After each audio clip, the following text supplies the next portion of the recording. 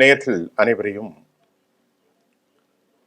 GeM தொலைக்காட்சியினுடைய தமிழக அரசியல் விவகாரத்தில் இன்னைக்கு ரொம்ப முக்கியமான ஒரு செய்தி அப்படி என்னன்னு பார்த்தா, 20 வயதில் புரட்சித் தலைவர் எம்ஜிஆரோடு 1972களுக்கு பின்பு 73இல் அதிமுக ஆரம்பிக்கப்பட்ட நேரத்தில் இளம் பிராயத்தில் இளைஞனாக இன்று அனைத்து இந்திய அண்ணா திராவிட முன்னேற்ற கழகத்தில் புரட்சித் தலைவரால் நான் அடையாளம் காட்டப்பட்டவன். 1972 இந்த இயக்கம் துவங்குகிற போது தலைவருக்கு பின்னாலே அணிவகுக்கின்ற தொண்டர்களில் நான் ஒருவன். புரட்சித் தலைவரால் ஈர்க்கப்பட்டு 75 பொதுக்குழு கோவையிலே பிரசிடென்ட் ஹாலிலே நடைபெறுகிற போது அதற்கு முழு பொறுப்பையும் அண்ணன் அரங்கநாயகம் மணிமாறன் என்னிடத்திலே ஒப்படைத்தார். அந்த பணிகளை தலைவர் பாராட்டுகின்ற அளவிற்கு அந்த பணிகளை நாங்கள் முடித்து அவர் இருக்கின்ற சத்யா ஸ்டுடியோவிலே சந்திக்கின்ற போது அவர் என்னை கட்டிப்பிடித்து தழுவி, ஒரு இளைஞராக இருக்கிற நீங்கள் இந்த பணிகளை ஆற்றியிருக்கிறீர்கள், நான் பாராட்டுகிறேன் என்று பாராட்டினார். அப்போதெல்லாம் எதிர்கட்சியை சார்ந்தவர் சொன்னார்கள், இந்த கட்சி 100 நாட்கள் கூட நடக்காது, 100 நாட்களிலே 100 நாள் படம் என்று சொல்வார்களே, அதை போல மறைந்துவிடும் என்று சொன்னார். ஆனால் பேரறிஞர் அண்ணா அவர்களால் பாராட்டப்பட்டவர் புரட்சித் தலைவர். அண்ணா அவர் சொல்லுகிற போது, இந்த இயக்கம் இன்றைக்கு வெற்றி பெற்று இருக்கிறது, என்னை நீங்கள் காண வந்து இருக்கையில் நான் முதலமைச்சர் என்ற முறையில் என்று சொல்லி என்னை வெற்றி வைத்தவர் குண்டடி விட்டு கிடக்கிறார், அவரை பார்த்து விட்டு வாருங்கள் என்று அண்ணாவால் அடையாளம் காட்டப்பட்டுள்ள பாராட்டுதலை பெற்றவர் புரட்சித் தலைவர். புரட்சித் தலைவர் அவர்களின் எம்ஜிஆர் அவர்களுடைய உத்தரவின் பால் தேர்ந்தெடுக்கப்பட்ட ஒரு சிறியவன் செங்கோட்டையன். கல்வித்துறை அமைச்சர் அரங்கநாயகத்தோடு சேர்ந்து பணி செய்து சற்றேறக்குறைய 50 ஆண்டுகள் நிறைவு பெறுகிற ஒரு மனிதர், 70 வயதை தாண்டியவர். இன்றைக்கு தமிழக வெற்றி கழகத்தில் அவர் இணைந்திருக்கிறார்.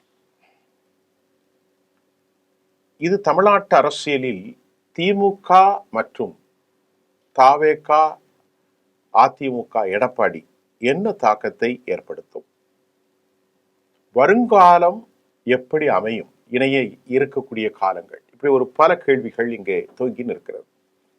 தமிழக வெற்றி கழகம் தற்போது கரூரில் நடந்த அந்த அனர்த்தத்தில் சில காலங்கள் அது மௌனியாக இருந்தது.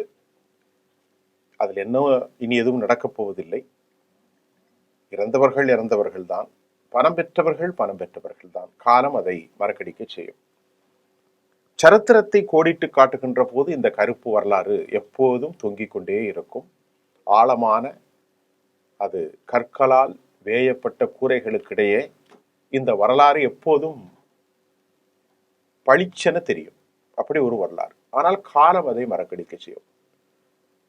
தற்போது செங்கோட்டையன் அந்த கட்சியில் இணைந்திருப்பது, அவருக்கான பொறுப்பை 4 மாவட்டங்களில் திருப்பூர், கோவை, ஈரோடு மற்றும் நீலகிரி, இதில் தாக்கம் என்ன, யாருக்கு லாபம்? தமிழக வெற்றி கழகத்தில் நான் இணைந்திருக்கிறேன். ஏன் இங்கே இணைந்தார்கள் என்ற ஒரு கேள்வி கூட கேட்கக்கூடும். இதற்கு காரணங்கள் இருக்கிறது. இன்று திமுக வேறல்ல, அண்ணா திமுக வேறு என்பது அல்ல, உங்களுக்கு தெரியாத ஒன்றல்ல. இரண்டும் ஒன்றாக இணைந்துதான் பயணங்களை மேற்கொண்டு வருகிறார் என்பதை நாடு அறிந்து கொண்ட ஒன்றாக இருக்கிறது. இதை ஊடக நண்பர்களுக்கு நன்றாக தெரியும். ஏனென்று சொன்னால், நாட்டில் நடைபெறுகிற நிகழ்ச்சி தேர்தல் களத்திலே இருக்கின்ற போது ஆளுநரிடத்திலே கொடுக்கப்பட்ட மனு, அதற்கு பிறகு நாங்கள் என்ன நடவடிக்கை மேற்கொள்கிறோம் என்று சொன்னதோடு சரி, அதற்கு பிறகு அவங்களுடைய பயணங்கள் எப்படி இருக்கிறது, எப்படி நடைபெறுகிறது என்பதை பத்திரிகை நண்பர்களுக்கோ மக்களுக்கோ நான் சொல்ல தேவையில்லை. ஆனால் என்னுடைய பயணத்தை பொறுத்தவரையிலும் ஒரு தூய்மையான ஆட்சி தமிழகத்திலே மலர்வதற்கு வெற்றி கழகம் இன்றைக்கு தமிழக வெற்றி கழகம் இளவல் நம்முடைய வெற்றி பயணத்தை மேற்கொண்டிருக்கிற விஜய் அவர்கள் ஒரு மாபெரும் இயக்கத்தை உருவாக்கி மக்கள் மனதிலே இடம்பெற்றிருக்கிறார். ஆகவே 2026 என்பது மக்களால் வரவேற்கப்படுகிற, மக்களால் ஏற்றுக்கொள்ளப்படுகிற, மக்களால் உருவாக்கப்படுகிற ஒரு புனித ஆட்சி தமிழகத்தில் உருவாகுவதற்கு நம்முடைய வெற்றி கழகத்துடைய தலைவர் அன்பிற்கினிய இளவல் விஜய் அவர்கள் வெற்றி பெறுவார்கள். 2026 மக்களால் மாபெரும் புரட்சி உருவாகி வெற்றி என்ற இலக்கை அவர் எட்டுவார் என்பதை மட்டும் நான் இந்த நேரத்திலே உங்களுக்கு பணிவன்போடு தெரிவித்து, வருகின்றிருக்கிற தொலைக்காட்சி நண்பர்கள், ஊடக நண்பர்களுக்கு என் வாழ்த்துக்களையும் நன்றியும் பாராட்டுதலையும் தெரிவித்துக் கொள்கிறேன். நன்றி, வணக்கம். அதிமுக என்ற கட்சியை, மிச்சம் சொச்சம் இருக்கும் அந்த கட்சியை அழிவுக்கு வந்த பெருமை, அதை அழித்தார் என்ற பெருமை, சுயநலமாக அந்த கட்சியை தேய்பிறை போல் அதை தேய்த்து அழித்த பெருமை என்ற வரலாற்று பெருமை எடப்பாடிக்கு சேரும். அதில் எந்த மாற்று கருத்தும் இல்லை. எல்லோரையும் வெளியேற்றிவிட்டு அவர் இந்த மட்டும் இந்த கட்சி நடத்த போகிறாரா? கொங்கு மண்டலத்தில் அவர் கவுண்டராக அவர் தன்னை நிலைபெறித்துக் கொள்ள வேண்டார். அதை ஓரளவிற்கு மட்டுப்படுத்த முயற்சியில அண்ணாமலை முன்னேறி வருகின்ற நேரத்தில் அவருக்கு தடை ஏற்படுத்தி அவரை ஒதுங்கி செய்த நேரத்தில் தற்போது கொங்கு வேளாளர் கவுண்டராக செங்கோட்டையன் எல்லோரும் அறிந்தவர், அதிகம் அலட்டி கொள்ளாதவர், அதிரடியாக பேச தெரியாதவர்.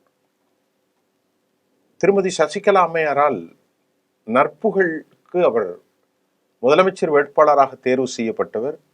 செல்வி ஜெயலலிதா அவர்களை முன்னோக்கி முதல் பிரச்சாரத்தில் செங்கல்பட்டில் ஆரம்பித்து வைத்தவர்.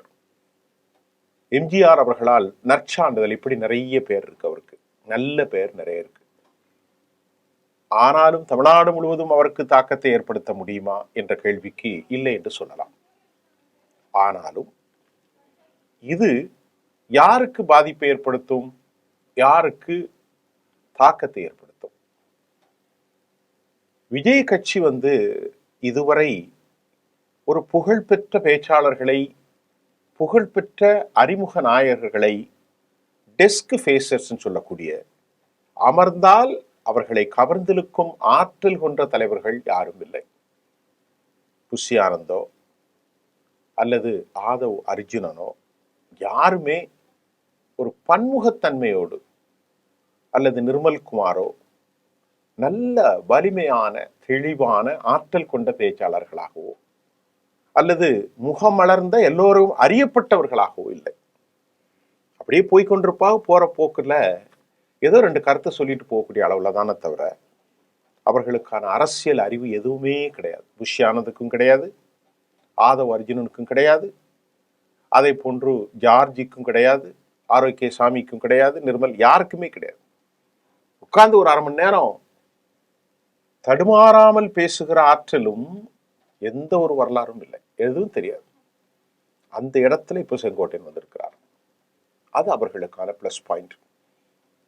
அந்த பிளஸ் பாயிண்டோடு அவருடைய பாக்கெட்ல புரட்சி தலைவி அவரால் கொண்டாடப்பட்ட ஜெயலலிதா அவர்களுடைய படத்தை வைத்துக் கொண்டுதான் அங்கே சேர்ந்திருக்கிறார்.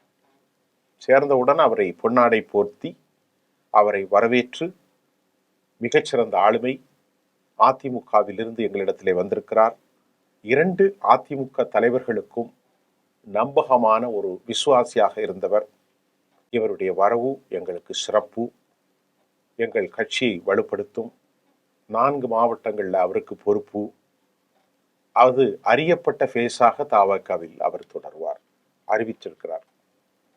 யார்? நடிகர், தவக நிர்வாக தலைவர் திரு விஜய். உண்மையிலேயே திராவிட முன்னேற்ற கழகம் சார்பில் சேகர்பாபு மூலமோ மற்றவர்கள் மூலமோ வீசப்படுகிற அந்த வலையில் அவர் சிக்குவார்.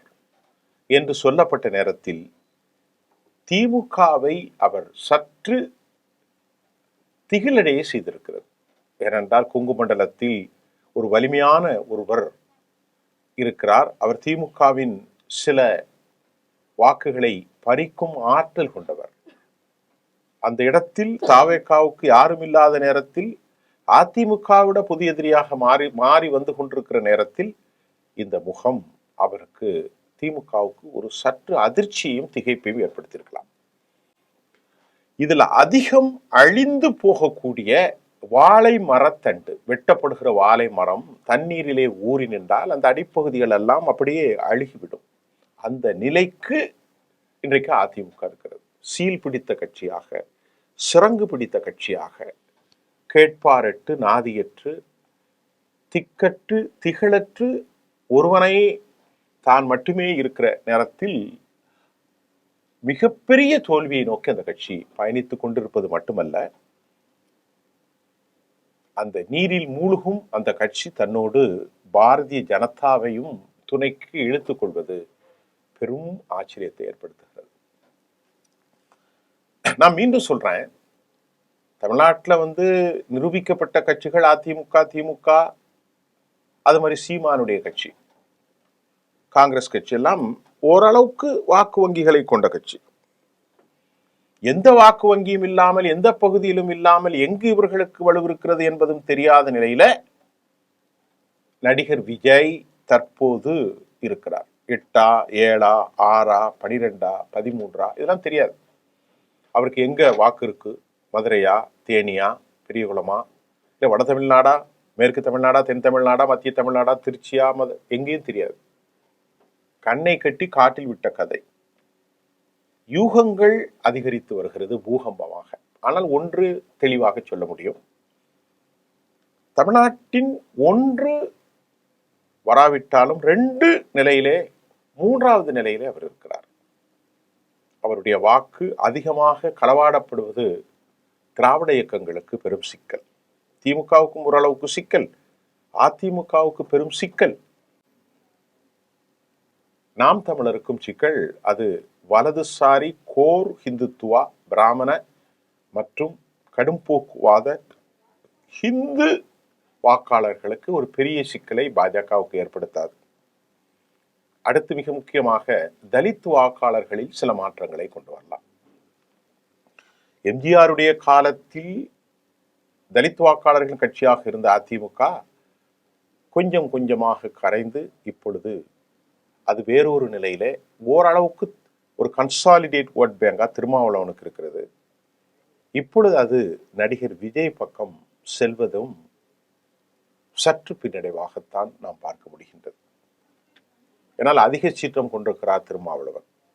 காரணம், சீமானும் அதிகம் சீற்றம் கொள்கிறார். திருமாவளவனுடைய உச்சபட்ச பேச்சு பாஜகவின் கைகூலியாக, பாஜகவின் அசைன்மெண்டோடு செங்கோட்டையன் அங்கு செல்கிறார் என்றும் அவர் சொல்லியிருப்பது மிக முக்கியமாக நீங்கள் கவனத்தில் எடுத்துக்கொள்ள வேண்டும். அதை எடுத்துக்கொள்வதற்கான காரணமும் உண்டா இல்லையா என்பதை நீங்கள் சிந்திக்க வேண்டும். ஆனால் இங்கே ஒரு விஷயம் தெளிவுபடுத்தப்பட்டிருக்கிறது. எந்த நாளிலும் எந்த நேரத்திலும் செங்கோட்டையனுடைய வரவு அதிமுகவோடு இனி விஜய்க்கு கூட்டணி இல்லையா, அது அநேகமாக இல்லை என்ற செய்தியை தமிழ்நாட்டில் உறுதி செய்திருக்கிறது. Point number 1.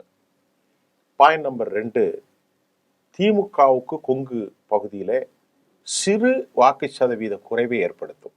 பாயிண்ட் நம்பர் 3, பெரிய அளவில் சேதாரத்தை ஓரளவுக்கு ஏற்படுத்தலாம் கொங்கு மண்டலத்தில். அதே சமயம் தோல்வி உறுதி செய்யப்பட்ட கட்சியாக அதிமுக பாஜக கூட்டணி மிளிர்கிறது, அதில் எந்த சந்தேகமும் இல்லை. அதை நான் ஏற்கனவே சொல்லிட்டேன். 11% எல்லாம் அது விதமான வாக்குகள். தயவு செய்து நீங்கள் அந்த வாக்கையும் நாடாளுமன்றத்தையும் இதையும் நீங்கள் கவனிக்கொள்ளார்கள். மாறி வருகிற சூழ்நிலையில் செங்கோட்டையனுடைய இந்த புதிய வரவு தாவேகாவிற்கு பலத்தை கொடுக்கும், அதில் எந்த சந்தேகமும் இல்லை. நல்ல பலத்தை கொடுக்கும். ஆனால் அந்த பலம் அரசியல் தலைமைக்கு ஒரு நல்ல முகமாக, ஒரு ஆளுமையாக கிடைத்ததை தவிர வாக்கு சதவீதத்தில் பெரிதாக ஒன்றும் அள்ளி கொடுப்பதில்லை. ஆதவ் அர்ஜுனோ புஷி ஆனந்தோ இருந்தால் யாரும் பார்க்க மாட்டார்கள். நிர்மல் குமாரோ ஜார்ஜ் ஆரோக்கியசாமியோ இருந்தாலும் யாரும் பார்க்க மாட்டார்கள். ஆனால் அந்த இடத்தில் செங்கோட்டையன் பேசுகிறார் என்றால் அது கவனிக்கப்படும். அந்த ஒரு பொறுப்பில் ஒருவரை தாவேகா பெற்றிருப்பது அதன் தொடர் பயணத்தில் வெற்றி. இந்த வெற்றி நல்ல சேதாரத்தை எடப்பாடிக்கு ஏற்படுத்தும். அவரை உறுதி செய்த தோல்விதான். நாம் பாஜகவோடு பயணித்தால் கரை சேர மாட்டோம் என்பது அவருக்கு செய்த உறுதியை மீண்டும் உறுதி செய்திருக்கிறது. இதுதான் இன்றைய நமது பார்வையாகும். நன்றி.